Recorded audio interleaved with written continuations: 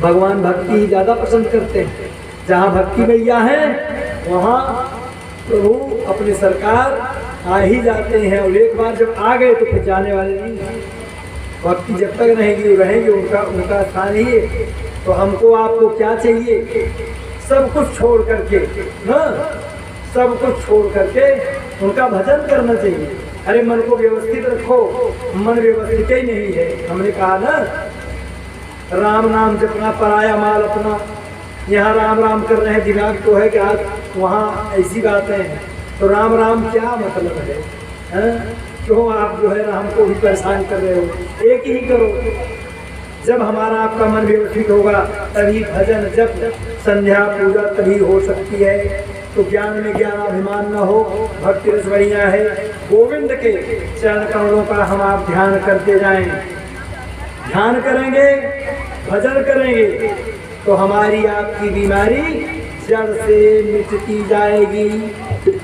मन की तरंग मार लो फिर हो गया भजन। मन की तरंग मार लो हो गया भजन। मन की तरंग मार लो फिर हो गया भजन। मन की तरंग मार लो बस हो गया भजन। आदत पूरी सुधार लो बस हो गया भजन। आदत पूरी सुधार लो बस हो गया भजन। तरंग मार लो बस हो गया भजन। तरंग मार लो बस हो गया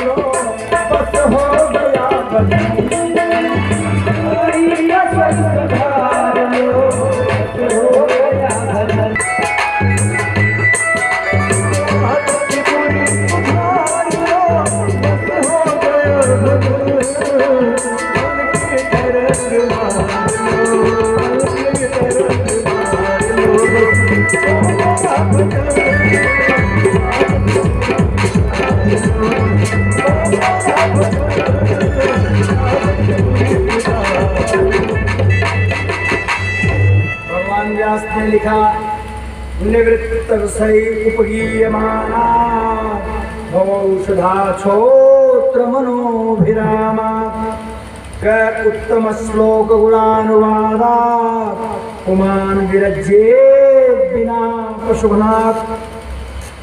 ये दवा कोई ऐसे वैसे वैद्य ने नहीं बनाई। ये जो दवा है ये सामान्य वैद्य की बात नहीं है। ये महावैद्य परमहंसाचार्य स्वामी शुकदेव जी की देन है। शुकदेव जी, जब शुकदेव जी ने बनाई है इसीलिए इतना मीठी। अब बताते हैं कि ये स्वाद में मीठे है, सुनने में भी मिठास है। इसके अलावा जब हम आप ग्रहण करेंगे तो ये भवरों को जड़ से काट के समूल विनष्ट कर देंगे। ऐसी दवा है। अगर यह सब जान करके भी यह जीव उस औषधि का प्रयोग नहीं करता तो वह जीव अपना नुकसान करता है, उसमें किसका दोष कहा जाए।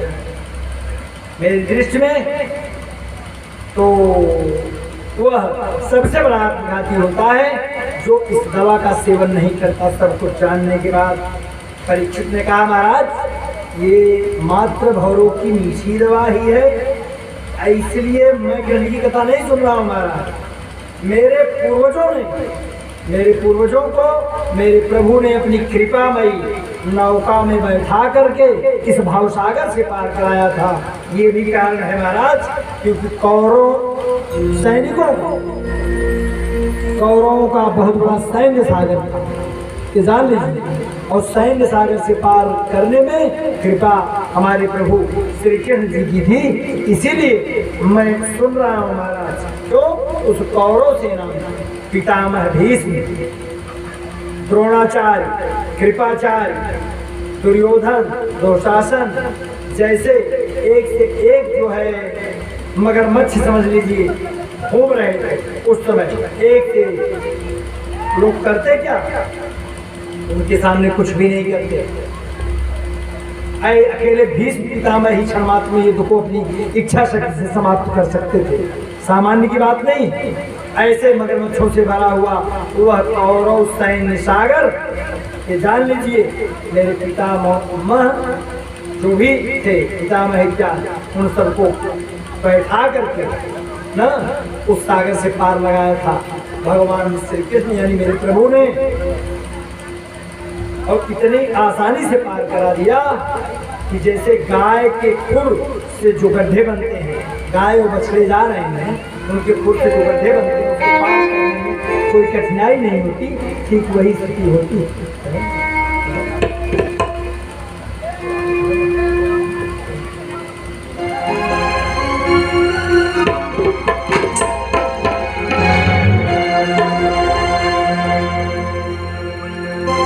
ले चल अपनी,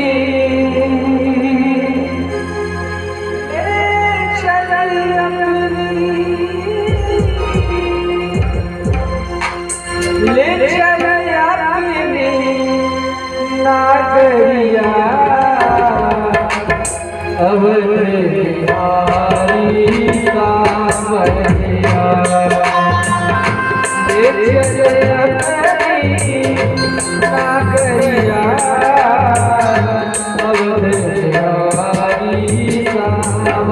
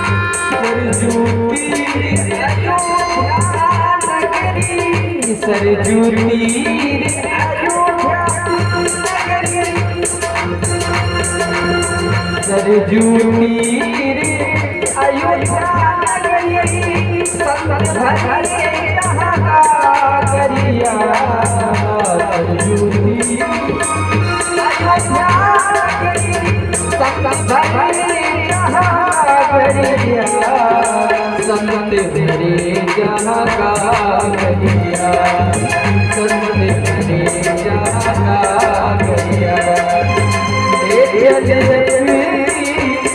करिया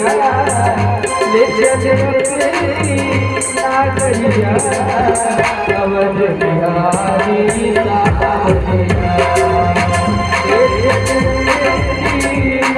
करिया अवध बिहारी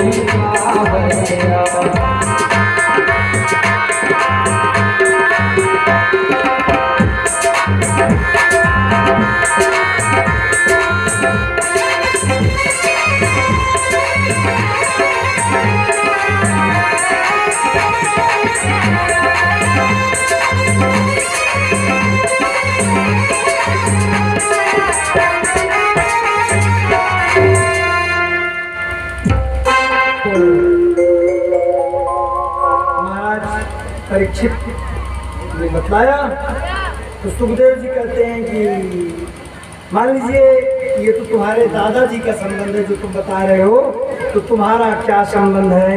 पितामहा में समरे मरंजरे देवव्रता जाति मंगलई द्वितीयं कौरव सैन्य सागरम कृत्वा तरं वत्सपदं यत्प्रवाह। तो आपका क्या संबंध है? महाराज परीक्षित ने कहा महाराज मेरा संबंध तो और ही प्रकार है। कहा क्या? कहा महाराज जब मैं माता के गर्भ में था तभी द्रोणाचार्य का पुत्र अश्वत्थामा मुझ पर ब्रह्मास्त्र प्रयोग किया था। इसी प्रभु ने जा करके गर्भ में मुझे दर्शन दिया और ब्रह्मास्त्र को शांत किया, मेरी रक्षा की। महाराज द्रोणस्तवेलुपुष्टमिदं मदंगम संतान बीजं कुरु पांडवानां जुगोपकुक्षिं दतयात चक्रो मातुश्च मे यह शरणं गताया। ध्यान, प्रथम स्कंद में जो चर्चा हो रही थी, श्री सूत जी महाराज परीक्षित के विषय तुमने कहा, जब परीक्षित की कथा हो रही थी उस समय उन्होंने कहा कि गदा लेकर के भगवान गए और परीक्षित कर रहे हैं। परीक्षित का भाव है कि भगवान सुदर्शन चक्र लेकर के आए ना। अब इसमें क्या होती है, शंका की बात है। परीक्षित का भाव है सुदर्शन लेके आए और उसमें है कि गदा लेके गए, क्या भाव समझा जाए? तो संत लोग समाधान करते हैं कि देखिए लेकर के तो भगवान गदा ही गए थे, अपनी गदा को ही लेके गए, लेकिन इस तरीके से गदा को घुमाई, इतना तीव्र गति से गदा घूम रहा था जैसे वह उनका चक्र ही हो, उनका चक्र ही घूम रहा। ऐसे भगवान श्री नारायण बताए तो बतलाते हैं इस प्रकार से महाराज परीक्षित, वो ही मेरे जीवन दाता है महाराज, जीवन धन है, वही हमारे सर्वस्व हैं।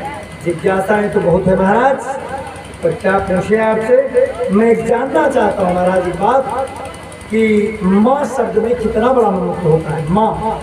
माँ शब्द जो है अकेला होता है, माँ शब्द में कितना बड़ा महत्व है। अगर यही माँ अक्षर 2 बार लग जाए यानी मामा, तो जब माँ अकेले में इतना बड़ा महत्व है, इतना बड़ा आकर्षण है, खिंचाव होता है माँ पर, तो मामा में कितना बड़ा खिंचाव होगा माँ जो है। महाराज आप इसे मुझे बताएं। तो ये तो बहुत ही प्यारे होते हैं, बहुत प्यारे होते हैं। फिर प्रभु ने अपने मामा को मार क्यों डाला ना? और जानना चाहता हूँ महाराज कि देवकी माँ के सप्तम पुत्र थे और दाऊजी महाराज। दाऊजी महाराज ये थे, इनको देवकी के पुत्र से संकर्षण करा के ये रोहिणी के गर्भ में करा दिया और इसके बाद जो है स्वतः देवकी के गर्भ में आ गए, ना। इस हिसाब से मुझे थोड़ा जानना है इस विषय में, क्या भगवत चरित्र रहा, भगवान का क्या उद्देश्य था, क्या बातें थी, उस विषय में महाराज हमें बताएं। देखिए, मुझे भूख प्यास की चिंता नहीं, आप मुझे बताएं, अनवरत मैं सुन रहा हूँ। नैसाति दुःसहा क्षुण्मां त्यक्तोदकनिर्बाधते पिबन्तं त्वं मुखाम्भोज अच्युतं हरिकृतामथम्। भगवान की जो मंगलमयी कथा होती है उससे किनका कल्याण होता है? भगवान व्यास ने लिखा, वक्तारम, वक्ता का, जैसे एक कथा चल रही है, जो कथा कहता है उसका भी कल्याण होता है। पृच्छकम, पूछने वाले का, श्रोत्रिम तत्पाद सलिलम, तथा सुनने वाले का भी परम कल्याण होता है। इसके अलावा जो व्यक्ति न बोला, न पूछा, न सुना, न पादसल्यम, पादोदक यानी चरणोदक, भगवान का जो चरणामृत पान करता है उसका भी कल्याण होता है। इतने लोगों का कल्याण भगवान की कथा से होता है।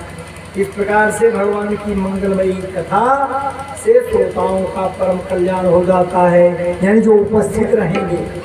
भगवान शालिग्राम का अभिषेक करें, अभिषेक करने के बाद उनका चरणामृत जो है वह भक्तों में दे, लोगों को पिलाए। इस प्रकार से चरणामृत जो है, अभिषेक करने वाला एक, बांटने वाला एक, पीने वाला अनेक, इस प्रकार से सबका परम कल्याण होता है। पूरे भाग